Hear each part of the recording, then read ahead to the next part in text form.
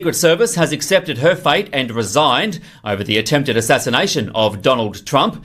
And dramatic video has emerged showing the moment a hydrothermal explosion rocked Yellowstone National Park, sending tourists scrambling for safety.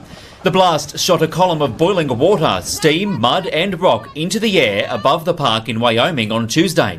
The eruption occurring just metres from a group of visitors and destroying part of the boardwalk they were on.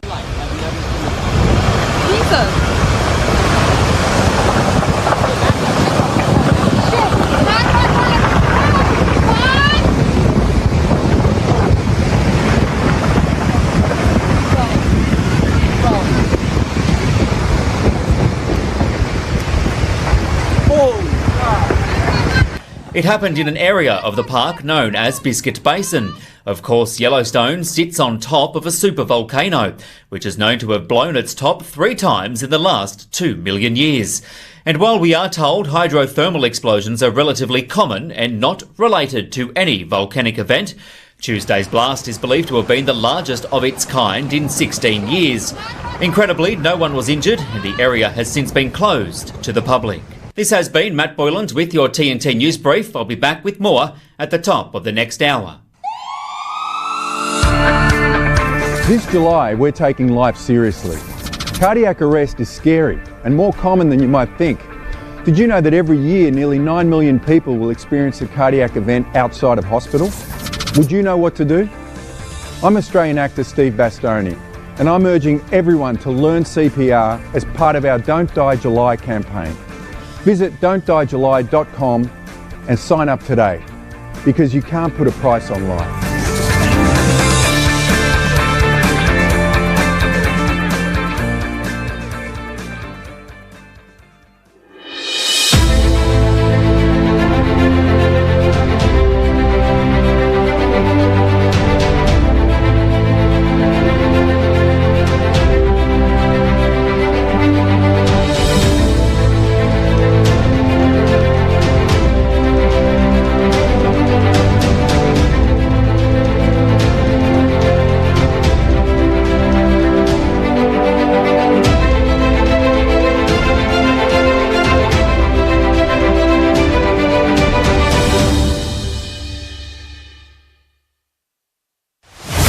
Critically analyzing global affairs. The Muckrakers on today's News Talk, TNT.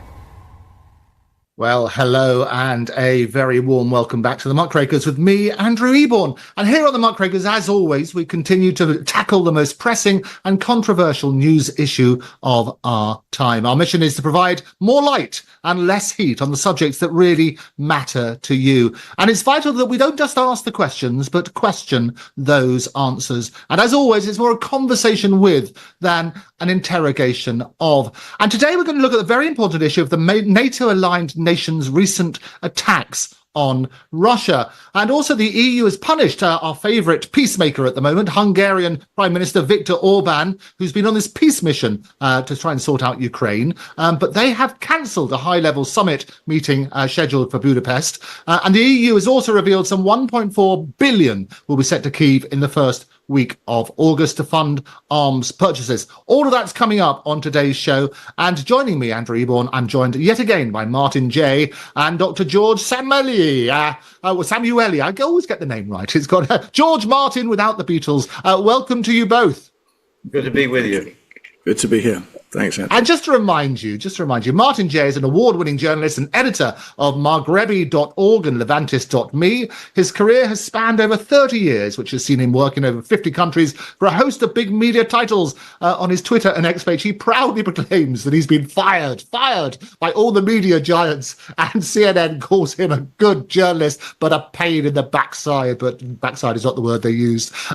Dr. Georgia Szamuely is also a regular on the Muckrakers, and we're looking forward to having them both regularly here.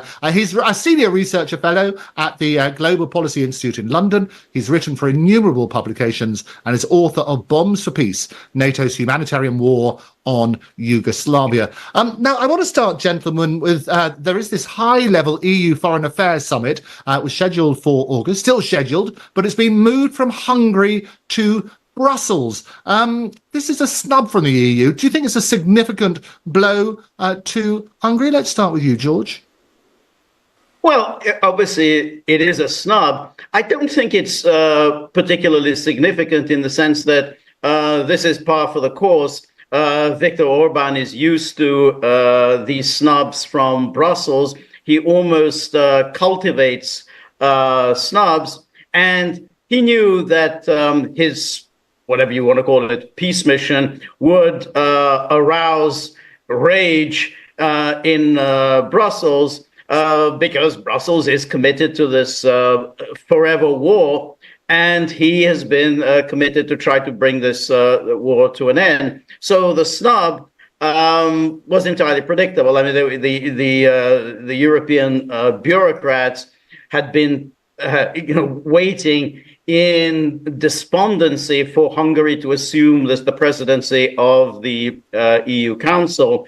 They tried to take it away from Hungary. It's a 6-month rotating gig. They went out of the way to try to take it away from Hungary. They failed. There is no mechanism for that. So now they have to live with it and endure it through to the end of the year. The question then is, it's not so much what the EU thinks of Orban, but whether Orban's peace mission will succeed. And I think a lot depends then on what happens in Washington. I mean, if Donald Trump prevails in November, then I think Orban will play a key role in facilitating something. We don't know if it will be successful, but facilitating some kind of a peace conference. He would serve as a go-between between all of the parties, and there would be some movement towards peace. Whether it'll be successful or not, that's a different issue.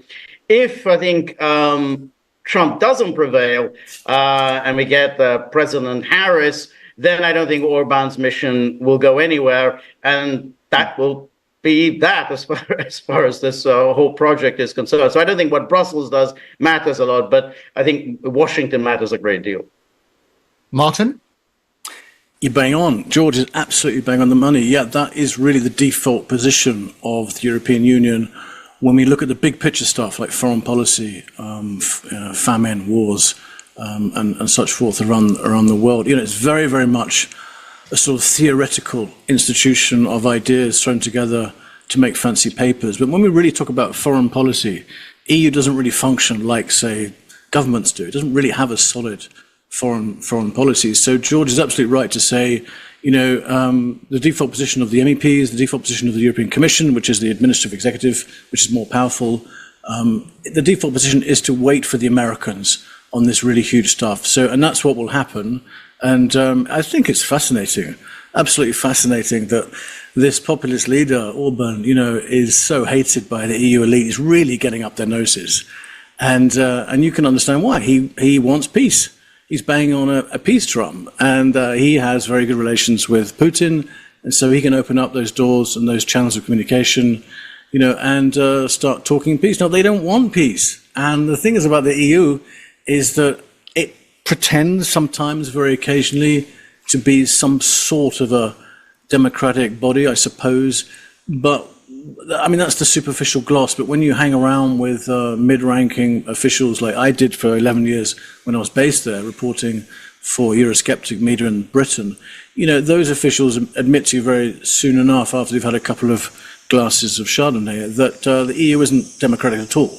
It doesn't really make any pretensions to be democratic. It's a very, very autocratic, very single, self-obsessed, consensus-driven organization. It's a bit like the military. It's actually a bit like an army.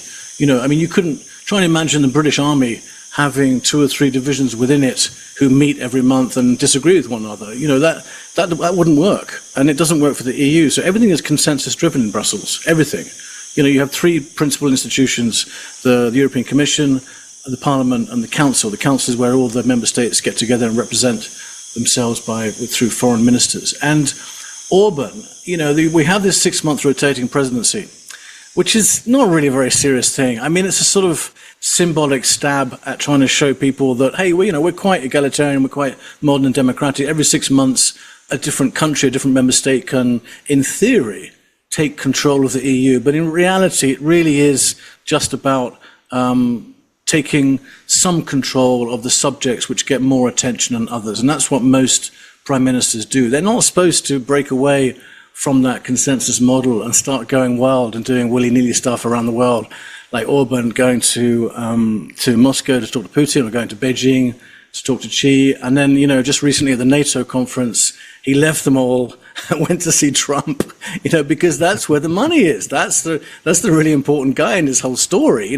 Everybody, literally everybody, on both sides of the Atlantic are preparing for Trump to take the White House over, so that's really the story with Orban. I think it's extraordinary that a European Union, as corrupt as it is, and it really is corrupt on so many levels. We've just recently witnessed Ursula von der Leyen being re-elected by the MEPs. You can't make this stuff up. She's been investigated for graft. She's been nailed by one EU court already. There's another case outstanding with the New York Times because she's up to her neck in graft allegations with regards to her role in Pfizer vaccines. Her husband owns a company that just so happens to be owned by Pfizer. And just so happens to get EU grants as well. So, she's up to her neck. And what do MEPs do? They don't say, let's look at this lady, let's look at these investigations, maybe let's talk to member states. No, they vote her in with quite a good majority. So we've got 5 more years of corrupt von der Leyen, who is a warmonger who wants to go more head-on with Ukraine and who has no problem at all with Netanyahu murdering 1,000 babies a week easily in Palestine, and doesn't really want the EU to develop to anything modern and accountable. These are the people who want to destroy Orban, and they've started already. We expected there would be some kickback, and already he's having some powers taken away from him. I would imagine in the next few weeks, in the next few months, we will also hear that some of the cash that Brussels gives to Hungary for agricultural subsidies, for subsidies for the poor. These are hundreds of millions of euros. Some of these are going to be held back. So it's Orban's playing a really dirty game with them, and there's going to be blood. And you make a very interesting point about the EU and the re-election of Ursula. And it wasn't about, and it's even worse than that, isn't it? Because just a few days before her re-coronation, there was nobody opposing her. She was criticised for her lack of transparency. That was all over the media, the lack of the transparency about the whole COVID situation. Do you think that adds an extra gloss to it, George?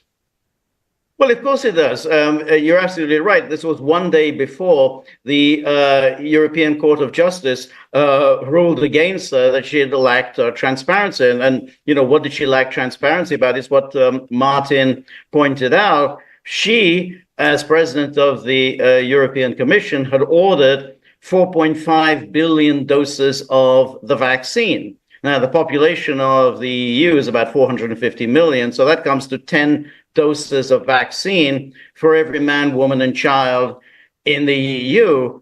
Now, the real question here is, well, why would she order such a ludicrous amount? Why would everybody have 10 doses of the vaccine? And of course, as Martin points out, her husband owns this company that is a subsidiary of Pfizer. And she has been stonewalling now for years about what was the deal that she had struck with Pfizer. And she's absolutely has never come clean about that.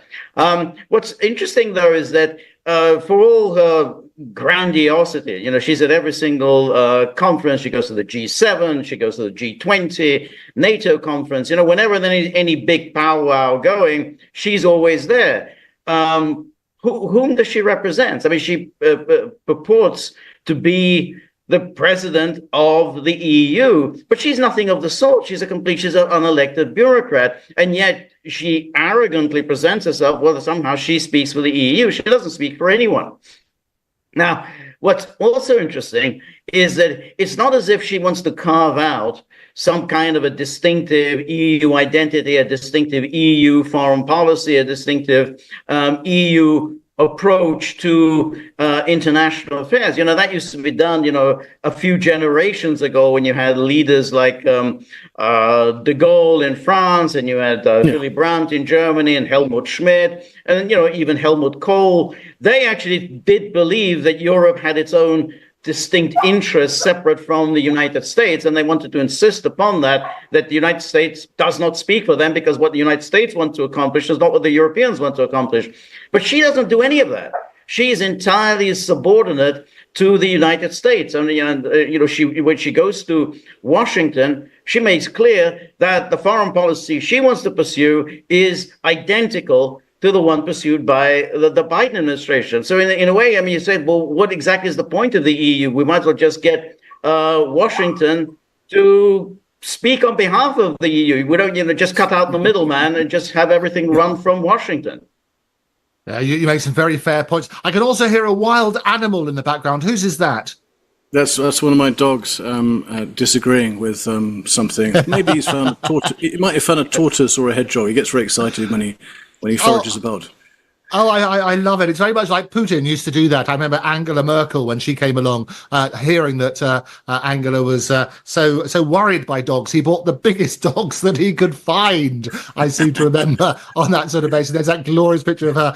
We're up against the break. When we do come back, we're going to be looking more about Orban and also the relationship with the European Parliament. Don't go away. Here's a bushfire fact. Bushfires can occur without warning. So, if you're travelling during bushfire season, here are 3 simple steps to remember. 1. Check the fire danger rating before you go. The higher the fire danger rating, the more dangerous the conditions. It may be safer to replan your trip. 2. Think about the area you're going to and what you would do if a fire started. How would you escape the area if you needed to? And where would you go? Check if there's a neighbourhood safer place. 3. It's dangerous to drive through smoke or fire. If you can't find a way to avoid the fire, park in a cleared area, face the car towards the fire, and turn the engine off. Then lie on the floor and cover yourself to protect yourself from radiant heat. Live bushfire ready. For more helpful tips, visit myfireplan.com.au today. Affordable housing, we can build that. Sustainable housing, we can build that. At MIT Modular, we understand the importance of housing for all and the importance of design, cost, and functionality. Our goal is to meet the needs of our growing population by converting shipping containers to livable units. If you're like-minded and in a position to invest in something meaningful and life-changing, we want to hear from you. We are a team of professional architects, engineers, and financial and tax experts dedicated to offering unique solutions that provide a brighter future. Our Opportunity Zone Fund offers investors both real estate and operating business diversification, 5-year tax deferral on capital gains, annual tax benefits, and ultimately tax-free appreciation potential. There are opportunity zones all over America. If you're interested in learning more about our services, need affordable housing, or want to participate in creating a new vision for tomorrow, give us a call in the U.S. on 385-985-5702 or read more at mitmodular.com. MIT Modular. We can build that. Critically analyzing global affairs. The Muckrakers on today's News Talk, TNT. Well, welcome back to the Muckrakers with me, Andrew Eborn. I'm joined today by Martin Jay and Dr. George Szamuely, and we're looking at Viktor Orban, the peacemaker, and the EU's reaction and the European Parliament's reaction to him. Now, I want to pick up on this letter which was written on the 15th of July by a number of members of the European Union, and they basically called to do their, this is the words they used, to do the utmost to suspend Hungary's voting rights in Council, according to the procedure set out in Article 7 of the Treaty of the European Union. And they go on to say the Hungarian presidency of the Council of Europe has barely started, and Prime Minister Orban has already caused significant damage by exploiting and abusing the role of the Council presidency. Mr. Orban undertook several diplomatic visits, notably to Russia and China, during which he intentionally misrepresented his empowerments. In his so-called peace mission, Prime Minister Orban deliberately left the impression that he was acting on behalf of the entire European Union, whereas in reality he had no authority to represent the EU or any other EU member state apart from his own. What's your take on this, Martin? I think the EU is coming off the rails. Honestly, I really do. I think for them to go, that's never happened before. I mean, it's never happened in the 11 years that I was in Brussels. I'm sure If I ask my friends there to confirm, I'm sure they'll tell me that is completely unprecedented for an EU member state to be warned that if you don't play along with this consensus-driven model and you don't follow our narrative and our ideas, then you will be punished. And I think it's a real shame that the EU actually go that far. But it also gives you an indication of how wobbly, how frail that an EU model is. We should never forget. I know this sounds like Eurosceptic ranting, but we should never forget that the EU is a project. It's very much an experimental project. It hasn't been around very long. And it's got a lot of teething problems. And the whole subject of Orban, for me, is interesting because I'm old enough to remember, in 2000 when there was much talk in the European Parliament by Valéry Giscard, who came to visit, who talked about a two-speed Europe. And I think the two-speed Europe idea is going to come around again because of Orban. This is the idea that France, Germany, Netherlands, Belgium, and maybe Italy would make the really big decisions, big foreign policy decisions, and they could basically bypass the unanimity voting system that we have here. And there's the whole thing about Orban, is that he's the veto. He's the one guy who puts the stick in the wheel. For a long time, when I was in Brussels, it was always Britain who played that role. Britain was always the rebellious one that blocked so many big picture ideas on foreign policy, EU army, and even big taxation ideas, And now it's Hungary. And I think there's been enough talk about this by people like Macron and Schulz, who would really like this, who would really like to bypass the present voting system and just have two, an inner group and an outer group. And the outer group is probably invariably a few member states from Eastern European countries who are more Atlanticist, who aren't necessarily going to agree with this this obsession that a lot of these characters like Ursula von der Leyen or Guy Verhofstadt in the European Parliament, these are people who are basically what I call fundamentalists.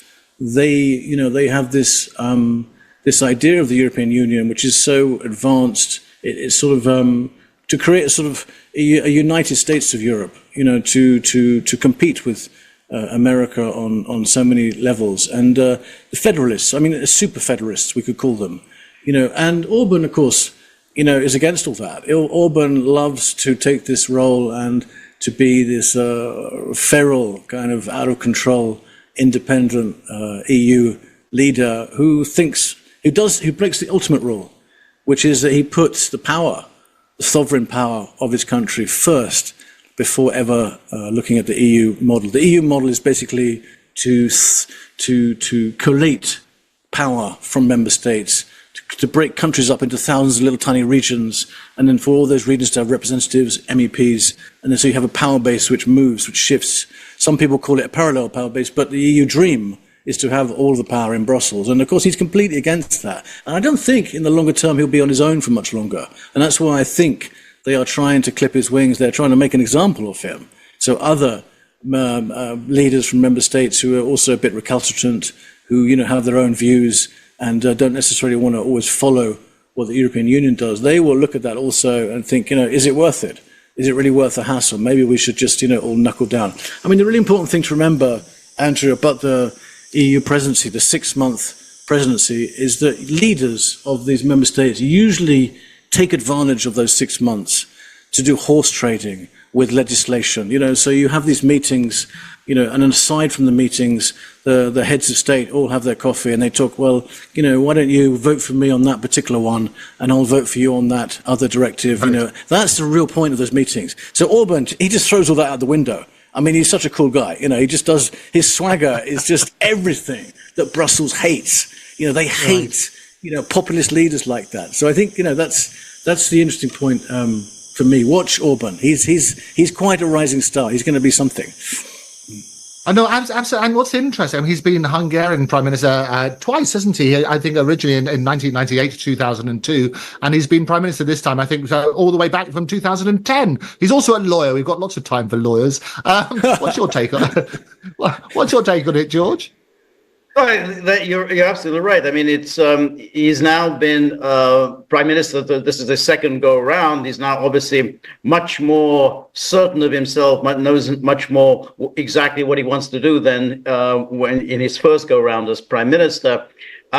He has won 4 landslide elections. I mean, he's pretty much unchallengeable. But every 4 years, the media here in Hungary, which is as liberal as the media are in everywhere else in the US, in the UK, Germany, France, wherever, they're all against Orban. And every 4 years they say, this time we've got the dream of opposition candidate. This time we're going to beat him. And it never happens. Whoever comes along falls flat on his face. So they've got a new guy called Peter Magyar, who's the sort of rising star. He's cool, young, good looking. He's going to challenge Orban. He's not going to succeed. But Orban's vision is the old vision. He wants to go back to that goalless vision of the Europe of nation states, which was also Thatcher's vision. Thatcher also talked about Europe of nation states, but Thatcher also came a cropper. Now we'll see whether Orban will have more success. And I think that this is where it becomes interesting because, of course, the European bureaucracy is absolutely determined to ensure that no nationalist populists come to power anywhere. I mean, we saw what happened in France, where, you had the National Rally, which won the biggest percentage of the vote, came out with the fewest seats. So the party of the left, the New Popular Front, and the Macron's ensemble, they all got fewer votes than the National Rally did, but they all managed to get more seats in the parliament. Now we've got the nationalist populists in Germany, the Alternative for Deutschland, again, and that kind of a natural ally for Orban, and the German state is going to be absolutely ruthless in preventing it from getting anything. If there was even a moment that they suspected that they could win something close to a majority or even a substantial presence in the Bundestag, they'll just outlaw it. I mean, they'll just simply go ahead. This is a threat to democracy. This is hearkening back to Hitler. We need to outlaw it, just as Germany should have outlawed the Nazi Party in 1932. That's what they'll do. I mean, so you have this war within the EU being waged against all the nationalist populists who would be the natural allies of Orban's. And then Orban has now built this new coalition in the European Parliament called, I think, the Patriots for Europe, not quite a substantial bloc within the EU Parliament. So now they've been doing this maneuvering as to who gets these committee chairmanships. And surprise, surprise, they don't get a single committee chairmanship or even a vice chairmanship. They just keep them out. That's it. So you create this new bloc. That's it. Boom. No committee chairmanships for you. And again, they're doing that in the French National Assembly. No committee chairmanships for you for the National Rally. So you can see that there is a ferocious war being waged within the EU against anyone who's going to threaten this this Atlanticist bureaucracy. And then, that's another example would be the Italian Giorgia Meloni. Look what they've done to her. She's completely evaporated. She was the reincarnation of Mussolini. Now she's besties with Ursula von der Leyen. But I think the irony of this is that all the years that I was in Brussels, from 95 to 2006, what I witnessed was Nigel Farage and UKIP basically being sort of the in-house sort of opposition, the dissidents from within, the cry of accountability and holding the entire project to account, and the establishment, the big powerful establishment of the Parliament and the Commission. They sort of liked him and they sort of adapted to him because they could hold him up to the rest of the Europe and say, look, we do have an opposition party here. We do have people who can criticize us, But I think during all those years, the irony is that slowly the EU began to realize that actually when you let people like Farage and UKIP and the Brexit party later on, have that platform and you give them the money, And this is the important thing about the committees that you're talking about, George, is that when you have a Hungarian right-wing party and they form a group with, say, a Slovakian one and a French one, they suddenly get a huge amount of money from the European Parliament. It's called the group. It's called a group. Once you create a group, you're given, literally, shed loads of money for media, for staff, for offices and all that sort of thing. And so that's what's happening at the moment. But what I think they learnt with Farage is when Farage created his group, it really made a difference. It really did. I think it was the impetus. It was the genesis now of what's happening now. And so I think the reaction, the kickback, now what George is talking about is that those powerful people in the Parliament and Commission have said we can't give these people committee seats because that would just be going too far, And so that's just my take on it. I think we can expect more of this kind of behaviour from the European Parliament and the EU, this pushback towards these right-wing groups, populist groups who've got more to say. And we can't completely blame Nigel Farage, but I think he's the interesting thing about Farage, which is not really so well accepted in Britain, is that the proportional representation voting system of Europe made him, completely created him. He was made by that. He couldn't do that in Britain. And the money that the EU gave his Eurosceptic group in the Parliament also pushed him along further and further. So I wonder if there is a reflection going on EU level for people who've got their hands on the powers of lever. I know, and you make some fascinating points. I mean, in terms of PR, if you look at the vote which they got over here, we had the Liberal Democrats. Basically, they got 12% of the vote in the general election, which resulted in 72 seats in Parliament. Reform, with Nigel at the helm, and he managed it after 8 times to be elected as an MP. He got even more votes. He got 14% of the votes, but only 5 seats. So when you look at PR and the difference in that, it's talking about sort of democracy. Makes no sense, does it, George? No, it really doesn't. And this is becoming a trend really throughout the West, that the election results have almost no bearing on outcomes. So, the stark example is what has happened in the United States with President Biden. So the Democrats decided in June, after Biden's disastrous debate performance, that he isn't going to give us victory in November. And now Biden, who had run and he had taken part in all of the primaries, he had won all of the primaries overwhelmingly.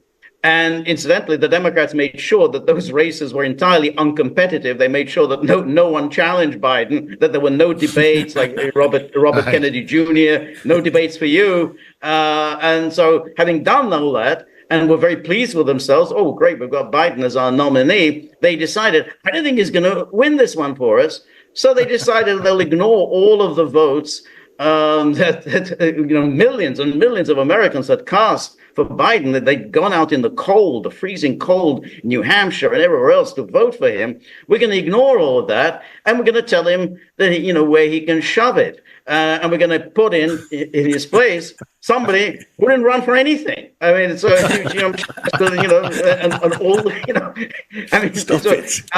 and now, of course, the media says, oh, this is great. Now we've got democracy. Oh, look at the polls. She's now leading Trump in the polls. And again, the apparently polls are 2 points. People to think, oh, great, everything's going well. But you can see here that this just shows how your elites treat with complete disdain the whole electoral process. We go through this whole democracy. Oh, Putin, there's no democracy in Russia, no democracy in Iran. We have democracy. What has any of this got to do with democracy? Whenever you elites decide that this guy isn't going to deliver the goods for us, he's going to win, we're just going to ignore all of the votes that are being cast, and we're going to shove in somebody else who didn't run for anything. So that's in the United States, and then you see exactly the same case here in the UK when you cited those numbers, and then again we have Keir Starmer, historically low numbers, And so, landslide, Labour landslide. He got fewer votes than Jeremy Corbyn did in 2019. The voters didn't want him. We got a great historic victory for Labour.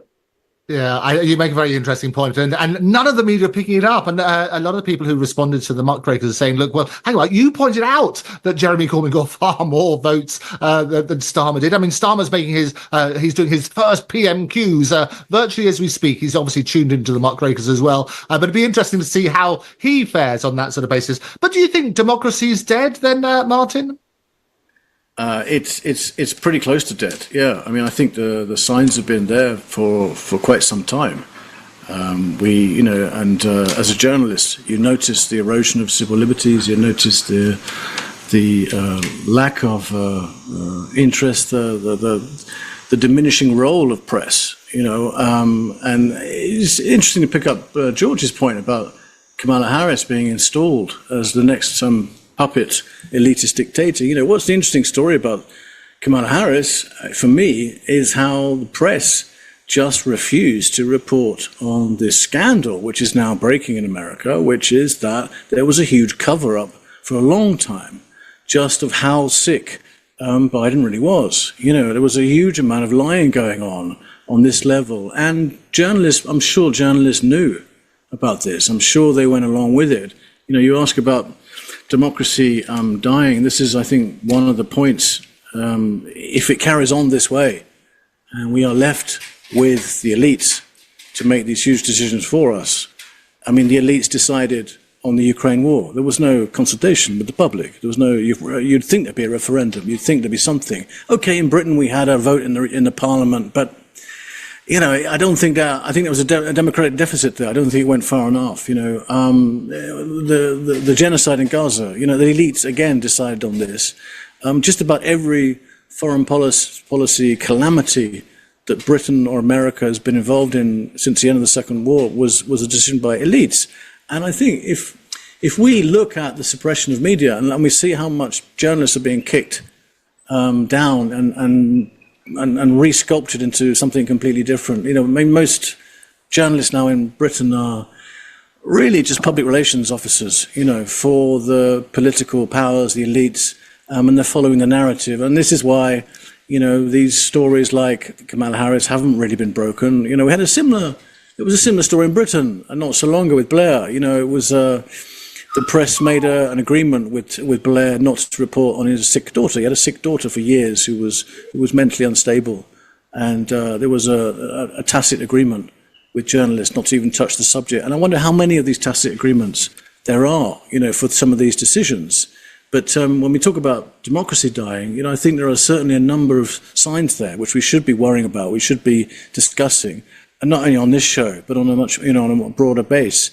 And where is it all heading? I think the worry is that, there will be a point where something breaks in the system. There is a snapping point, a breaking point. And many people would argue we're already there, with Gaza and with Ukraine, and the acceleration of the emergence of BRICS as an Eastern bloc, which will have its own markets, its own rules. Even now in the last couple of weeks, people are talking about, I think Putin was talking about BRICS having its own political center of gravity, its institutions, currency, defense policy, everything. This is all an accumulation. This is all a derivative of a deficit of democracy, which we haven't really been taking care of. We've been very careless. When I remember when I was a very, very young journalist, 22, 23 years old, my first trip abroad was to Athens, and I was told in a cafe which is full of men reading newspapers that there's 23 different newspapers because there's 23 different political shades. We're so far from that now. People don't read newspapers anymore. People don't have any interest in politics. To be interested in politics, you have to be basically a weirdo, a nerd.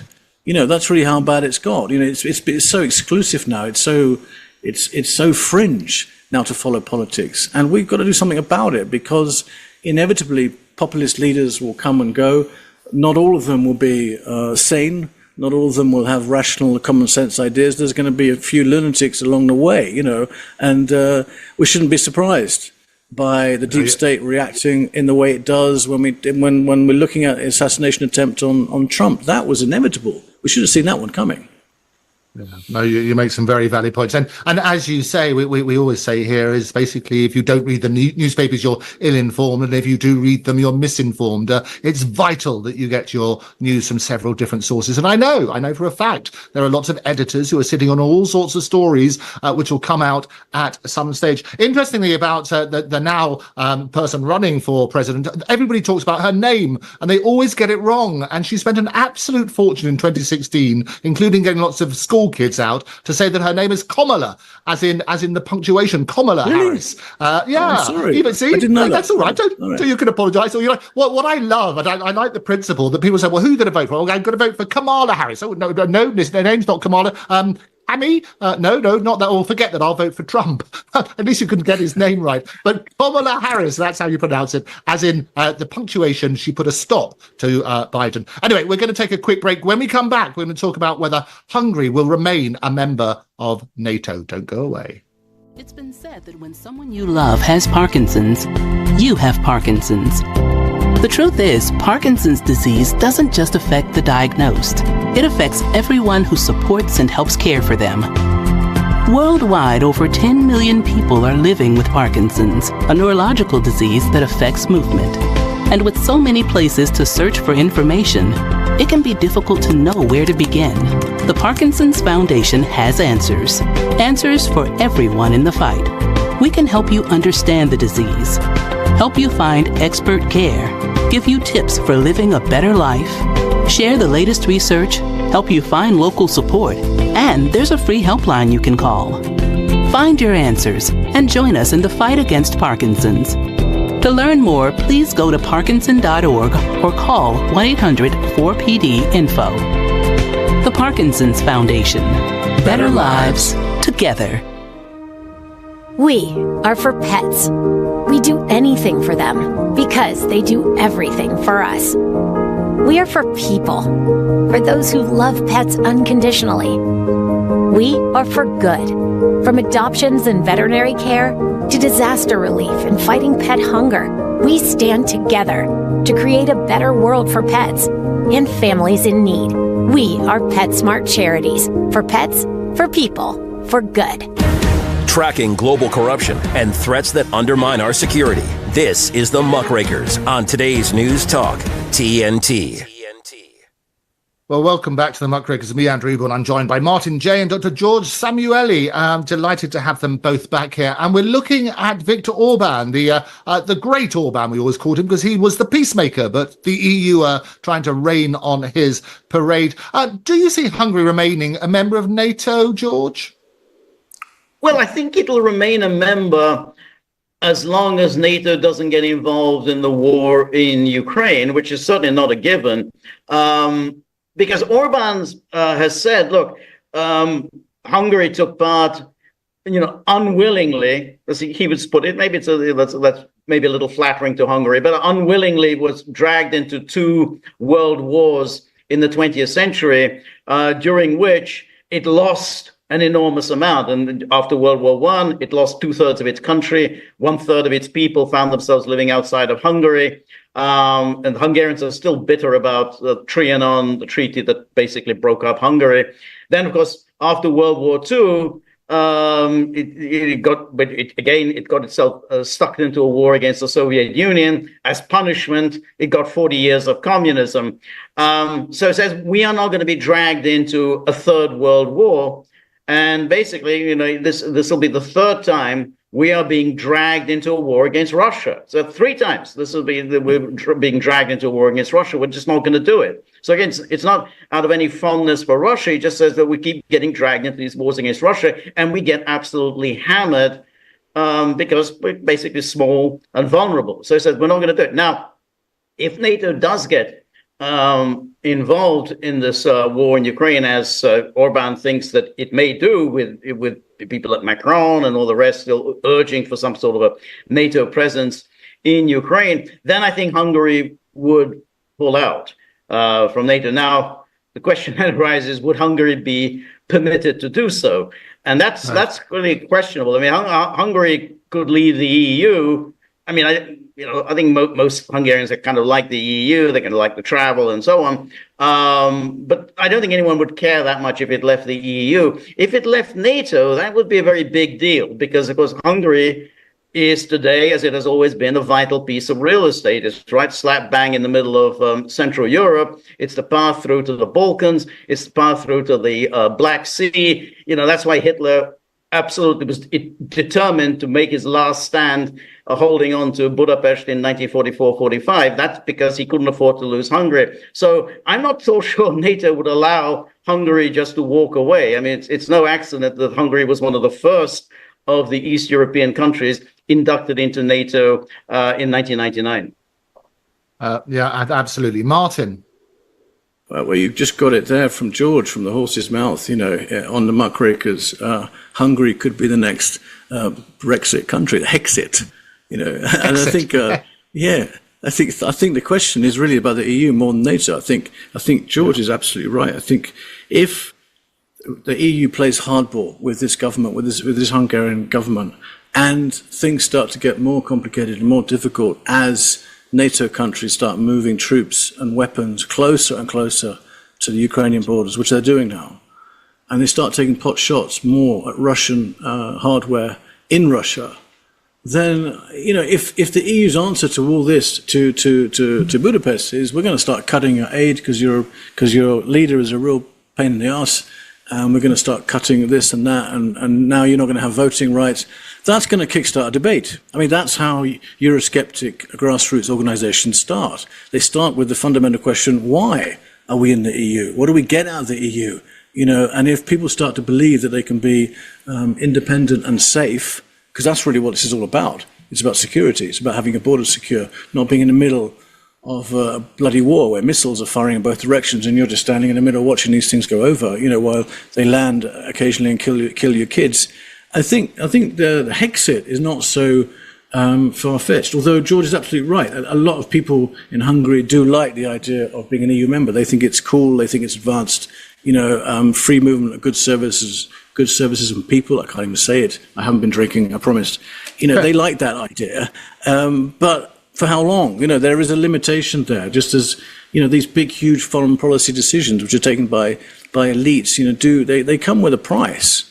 And, everybody's now asking, what's going to happen in Ukraine. And people are talking now for the first time ever about the possibilities of a real global war between the West and Russia. And as crazy as it sounds, if Harris, I hope I've pronounced her name right, I can't really get that wrong, if Harris, it does team up with Clinton, that's the rumor, and manages to win, these are two warmongering dogs who are just basically, salivating at the mouth to upgrade, to upscale the war in Ukraine. They want to go even further. And so by default, there's only seems to me to be one person in the entire Western world who can stop this madness, which is Trump. So that's really now put even more pressure on him to talk. I mean, he's come out with some very bold statements. When the war kicked off, he said, "Look, I'll fix the Ukraine war in a day."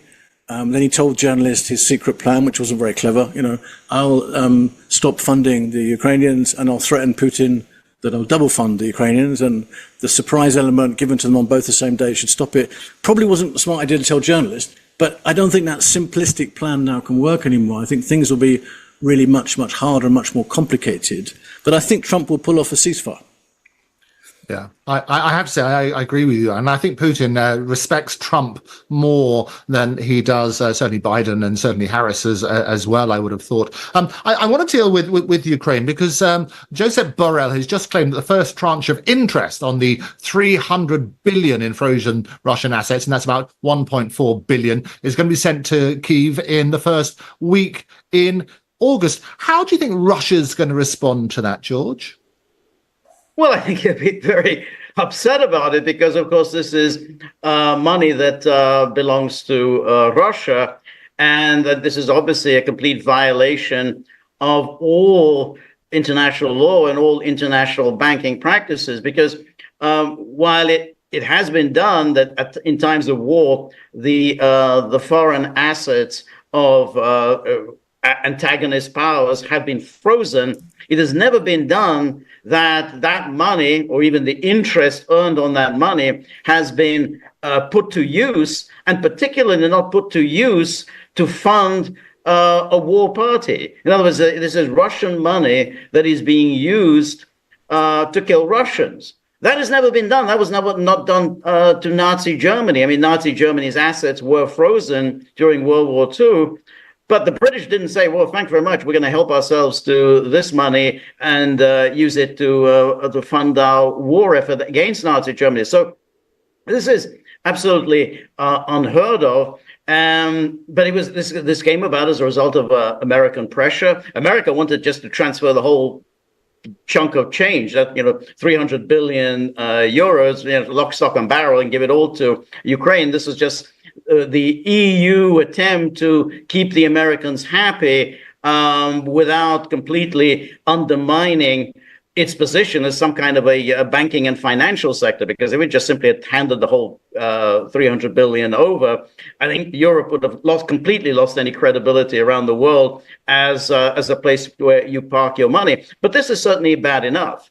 And there's also, they're going to make use of this money for the loan. So there's the 50 billion euro loan in which Ukraine, which obviously can't possibly repay the loan, will be given this interest payment and say, hey, here's your interest payment. Now pay this back to us, and then we'll and this money is obviously Russian money. You pay it back to us, and then we'll call it quits and say, yeah, you're good on the loan. You're meeting your interest payment obligation. So they're going to make use of that as well. But again, it's it just shows a total lack of any foresight about the future. I mean, if EU wants to maintain itself as a credible force in the world for business, finance, industry, whatever, I mean, it's going exactly the wrong way about it. Yeah, Martin. Yeah, and where is that money going to end up? I mean, in the last couple of years, I've done 2 investigations, one for the Daily Mail and one for another outlet on British and NATO arms and money, military aid going to Ukraine. And I started off doing those investigations with this figure, the statistic that was being bandied around by the skeptics, who said that only a third of what we send to Ukraine actually gets to the battlefield. 2/3 of it is frittered away. And I was very skeptical about this, but after I finished my investigations, I discovered that figure was actually quite realistic. So, most of this money is not even getting to where it's supposed to go. People don't seem to care about that, and so I think that's a disconnect between, and that's media's fault, because people really need to understand that money could be spent on, in Britain it could be spent on heating old people's homes, operations, that people need, unemployment, building schools, just infrastructure, which it isn't. It's going straight to this black hole. We tend to forget, we tend to gloss over that Ukraine has this terrible reputation of being one of the most corrupt countries in the world. And money laundering is really the deal here. Money laundering is the name of the game. This is what they're very good at. And so I'm worried that this money isn't really going to make any difference. I mean, we've had a lot of talk in the last couple of weeks about NATO coming up with $43 billion on some new kit, more sophisticated long-range rockets, F-16 jets, but it's really just everything that we tend to provide to Ukraine from the West tends to be a sticking plaster. It tends to be always a temporary measure to keep the thing going, to keep the machine ticking over, to keep everything running, but with no pretense, not even a delusional idea that the West could ever win a war against Russia and Ukraine. Of course not. So then you have to ask yourself, well, why are these elites doing this? And I come back to being a very cynical journalist who's been doing corruption stories all my life. I just see corruption. I just see scams. I see kickbacks. I see graft on an industrial scale. And this is really the heart of the matter with Ukraine, and whether we want to actually accept this as a norm. We've almost accepted it, because people like Ursula von der Leyen just conveniently just want to close their eyes and soldier ahead and come up with these stupid $50 billion loans. She knows half of that money is just going to go to Zelensky's cabal, and also, I think from the West, when we talk about military kit and military spending, it's a similar story. We've closed our eyes. It was only the other week. It was only a week ago, I think, that NATO told Ukraine, you can't become a member of Ukraine because you're too corrupt. So there seems to be a disconnect there between the reality on the ground, and then the narrative. Ukraine is really going to be just a bigger and bigger problem, which drives us closer and closer to a world war. We need a safety mechanism. We need a handbrake. We need a common sense function which stops this escalation, this ridiculous escalation, which has led us to the position now where we're even looking at the possibility of a world war. Yeah, you make some excellent points. And in terms of where the money goes, you're just saying it's ending up in the hands of, corruption. Is that basically it? You do actually follow where the money goes? Yeah, I mean, a lot when it's for military equipment, a lot of it ends up in the second-hand arms bazaar of Libya. Libya is like a hub of military equipment. Wherever you are in the world, whether you're a Mexican drug cartel or you're an African despot, you go to Libya and buy all your guns very cheaply. I mean, the Nigerian president last year made a statement saying that we have all these new problems of a terrorist group in the Sahel region because of the cheap availability of NATO weapons flooding the marketplace. I put that point to Ben Wallace, the former defense secretary in the UK, and he just started insulting me. He just started sending me these abusive messages on WhatsApp, and telling me I wasn't a journalist. It's hilarious. You should read those out. I mean, we're very keen to, as I say, but sunlight is the best disinfection. Yeah, of course. But when you've been a journalist as long as I have, at my age, when a government minister starts taking cheap shots at you, you're hitting the bullseye. You're getting it. Yeah. And Ben Wallace refused to acknowledge this statement by the Nigerian president. He said, "No, the Nigerian president, he's misinformed. He watches RT television too much." Shameful, absolutely shameful. Well, it is. Well, sadly, we've run out of time. We will be addressing in tomorrow's programme, Benjamin Netanyahu is scheduled to attend a joint meeting of Congress today. It'll be very interesting. And I've read an opinion piece in one publication about a genocidal war criminal will address Congress as a congressman. I'm outraged. Be interesting to see the feedback to that. But for now, George and Martin, thank you. Always a pleasure seeing you both. Hopefully I'll see you both back on Friday, and I will see the rest of you here tomorrow. Thanks for joining us.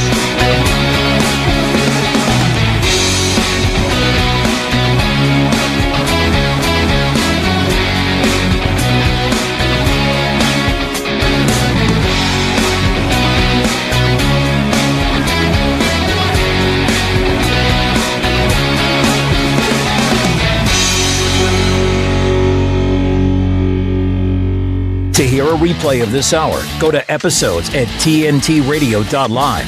Now, TNT Radio News. With your hourly news brief, I'm Matt Boyland. Ex-owner Elon Musk has revealed for the first time why he's so passionate about protecting kids from the destructive trans agenda. The Tesla and SpaceX boss candidly revealing in a recent interview with psychologist and conservative commentator Dr. Jordan Peterson that he's on a mission to destroy the woke mind virus after it figuratively killed his estranged son Xavier, who he says was tricked into receiving evil gender-affirming care during the pandemic. It happened to one of my older boys. I was essentially tricked into signing documents for one of my older boys, Xavier,